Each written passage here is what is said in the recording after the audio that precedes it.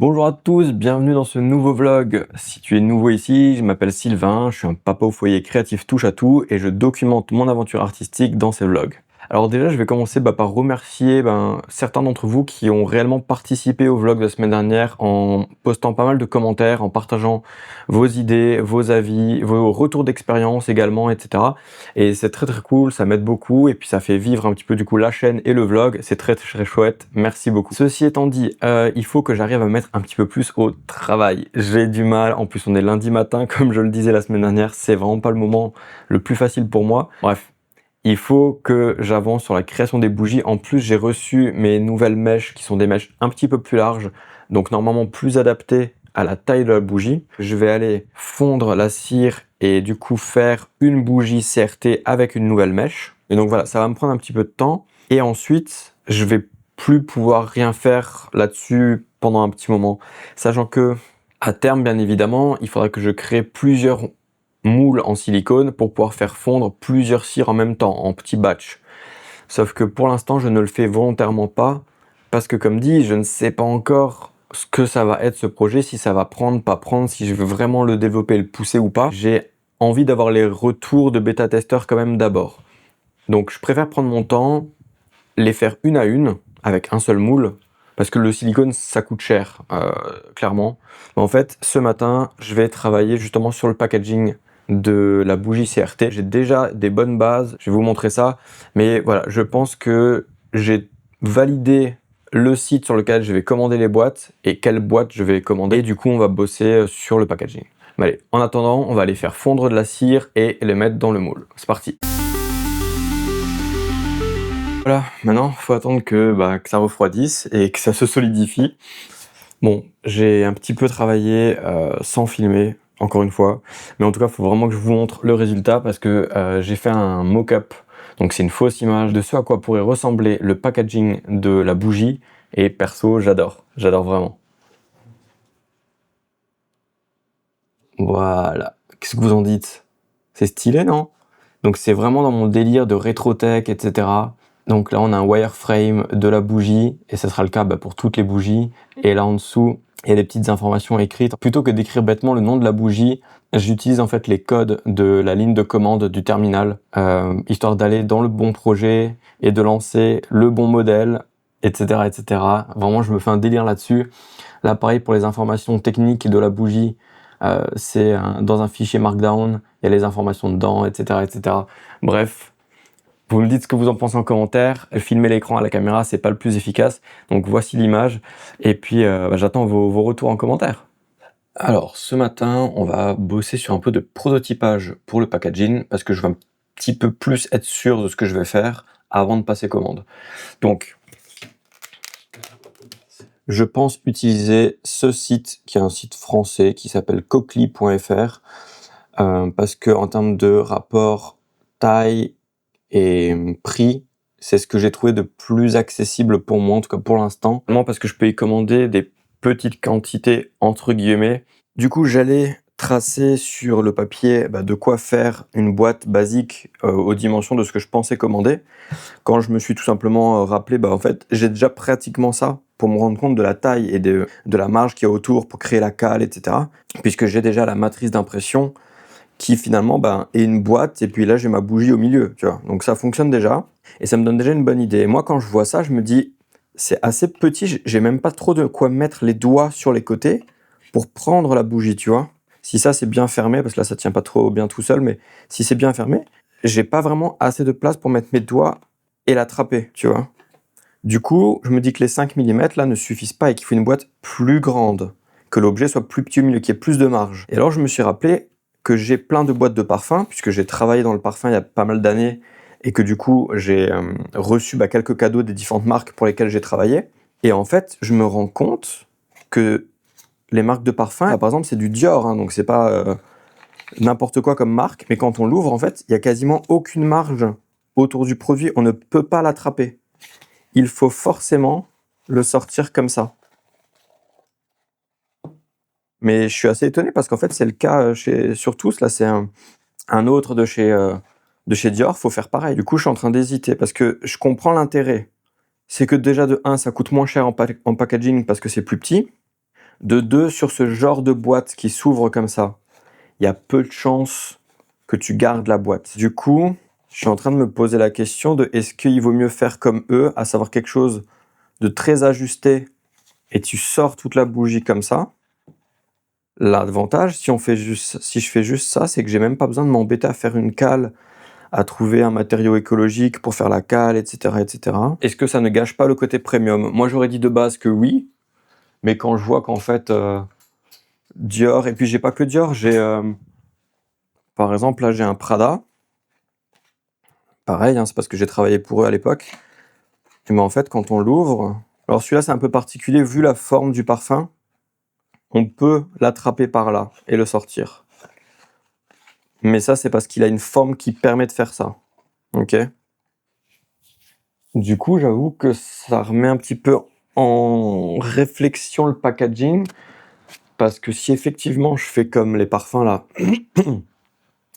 à savoir que la boîte est très ajustée et juste ma bougie, elle est dans du papier craft, ce qui la protège un petit peu des micro-rayures et ce genre de choses, est-ce que ça suffirait pas en fait? Il y a des fortes chances que j'aille quand même dans cette direction. Tout simplement parce que je suis tellement au début de ce projet, j'ai aucune idée de si ça va fonctionner ou pas, de ce que je vais en faire ou pas, de si ça va me plaire ou pas, si je vais avoir ne serait-ce qu'un client ou pas. Il y a un truc que j'ai prévu d'acheter mais que je n'ai pas encore acheté parce que j'attendais, c'est un rouleau d'isolant thermique. J'ai vu ça en fait chez, je sais plus du tout qui, mais quelqu'un qui faisait des bougies et qui avait fait une petite Reels Instagram sur comment elle mettait en paquet, comment elle faisait le packaging de ses bougies. Et elle donnait la petite astuce d'utiliser de l'isolant, justement, de l'isolant thermique pour emballer la boîte. En fait, elle mettait sa bougie dans sa boîte, etc. Et tout ça, elle l'emballait dans de l'isolant thermique pour qu'en fait, lors du transport, quand il fait chaud notamment, que la bougie en fait ne se dégrade pas du tout, etc. et qu'elle soit bien conservée. Bref, je trouvais ça vraiment intéressant et une bonne idée. Et puis en même temps, vu l'épaisseur du truc, ça agit un petit peu comme du papier bulle, ça agit un petit peu contre les chocs aussi, tu vois. Ce que je peux aussi faire, c'est d'enrouler de l'isolant thermique autour de la bougie. Et tout ça, donc la bougie avec l'isolant thermique autour d'elle, tout ça dans une boîte bien ajustée. Et du coup, l'isolant thermique serait dans la boîte, protégerait également des chocs la bougie et viendrait bien la caler, puisque ça agit un petit peu comme un papier bulle, c'est un petit peu mou comme ça. Ça pourrait être une idée. Je crois que j'ai un plan, que j'ai une idée pour le packaging, pour la boîte, et également du coup pour le problème de cale, etc. auquel je réfléchissais. Je crois que j'ai un truc. Du coup, ce que je vais faire, c'est que je vais prendre un peu de temps pour essayer de dessiner un petit peu tout un schéma sur ma tablette, pour vraiment représenter tout ça, pour bien l'avoir en tête, mais aussi pour pouvoir vous le montrer, etc. Et je pense que ça peut faire partie des chouettes petits graphiques à avoir dans sa marque. Donc je vais prendre un peu le temps sur la tablette pour faire tout ça et je vous montre l'idée tout de suite après.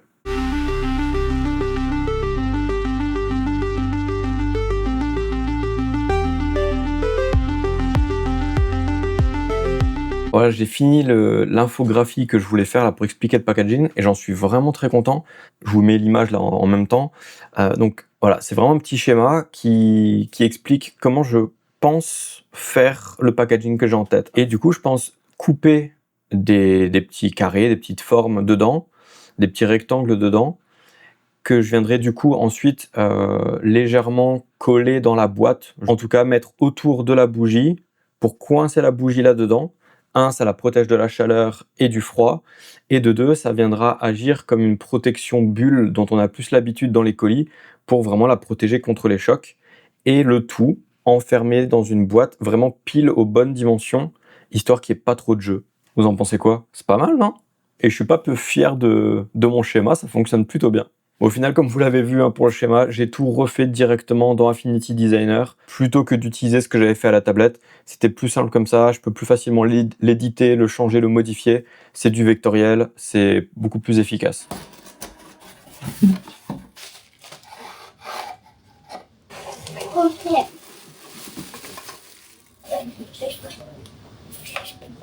C'est le soir, tard, mais il fait super chaud, c'est assez horrible. Ce qu'on va faire, c'est que je vais juste faire un tout petit truc ce soir. C'est que je vais démouler la bougie que j'ai coulée il y a 2 jours déjà. Parce que comme vous l'avez vu juste avant, j'ai reçu à la fois la machine qui va me permettre de plus facilement faire fondre la cire, mieux gérer toute cette partie-là. Mais j'ai également reçu ceci, qui est un rabot un petit peu fait exprès pour cleaner le bas des bougies. Il y a un petit tiroir qui permet de réceptionner les copeaux en dessous, etc., etc. Donc je veux le tester vite fait ce soir.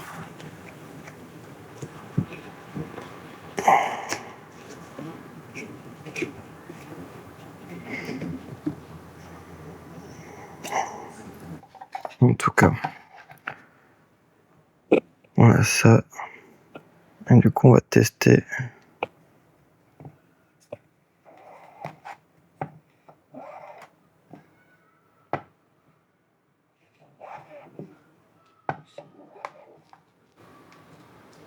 Hop. Et voilà. Alors, aujourd'hui, on attaque une nouvelle journée. Le plan, c'est plusieurs choses. Un, j'ai reçu, du coup, comme vous l'avez vu dans l'unboxing, j'ai reçu mon petit fondoir à cire. Donc, on va le tester et faire fondre une nouvelle bougie CRT. Sauf que avant ça, on va essayer de bien nettoyer le moule avec de l'isopropanol, ceci, histoire d'être sûr qu'il n'y ait pas de gras ni de poussière qui reste dedans. Parce que comme dit, j'ai un petit problème au démoulage, c'est qu'il y a des petites parties de la bougie qui se démoule mal et qui reste collée dans le moule. Bref, ça me va pas, on va tester ça. Ce que je vais également faire en parallèle, c'est que je vais imprimer en 3D juste des guides de découpe.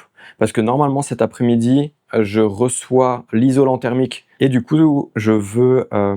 et du coup, pour me simplifier la vie, quand je vais devoir du coup découper à chaque bougie que je veux emballer l'isolant thermique aux bonnes dimensions, etc., etc., en fait, je vais me créer des guides en impression 3D. Comme ça, j'aurai juste à prendre le cutter, passer autour, et puis l'affaire est réglée.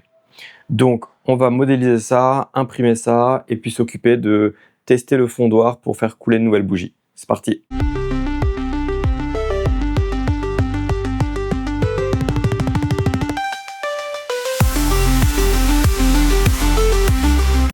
Alors, ce qui est cool du coup avec un truc comme ça, c'est que je suis pas obligé d'aller à la cuisine ni rien, je peux le faire là directement dans le bureau. Je vais en mettre 280 pour être sûr. Faut tout ça pour une bougie là? Ça me paraît énorme. C'est fou, mais ça me paraît vraiment, vraiment, vraiment énorme là comme ça. Je sais pas s'il faut l'allumer à fond ou pas. Je vais essayer de le retourner.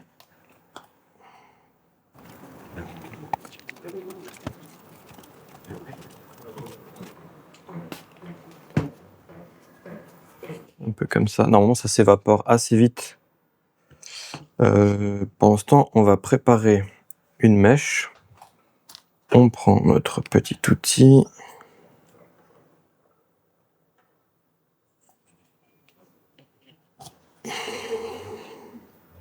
Voilà.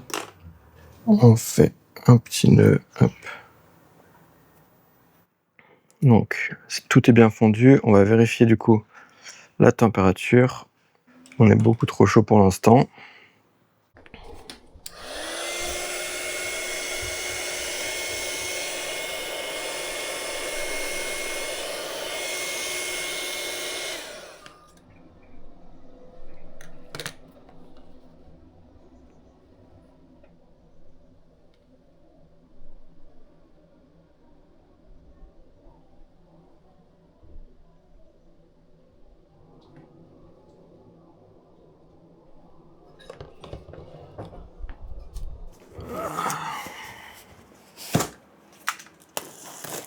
On va tout de suite les tester. Hein. Donc théoriquement, si je prends mon cutter, que je me cale là comme ça,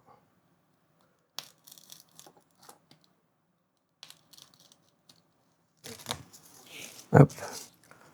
Ensuite, un top, un deuxième top, un side et un deuxième side. Donc hop, comme ça, comme ça, comme ça, comme ça. Ouais, donc si on a ça comme ça la protège et en même temps elle est dans la boîte. Ok, du coup, ce que je vais faire, c'est que je vais tenir ça comme ça et je vais réellement mesurer tout ça, histoire que s'il y avait la boîte en fait, je veux pas que je sois trop serré, comme ça. Ah, pareil, je peux faire un 66. C'est là qu'il me faut le plus de marge parce que 80 ou 81? 80 c'est pas mal. 80. Bon bah du coup au moins j'ai ce qui est normalement les bonnes dimensions pour pouvoir prévoir et commander les boîtes. En ce qui me concerne, le vlog de cette semaine va s'arrêter là normalement, vraiment parce que demain j'ai une journée entièrement off. J'ai un ami qui est sur Strasbourg pour la journée et du coup je passe la journée avec lui.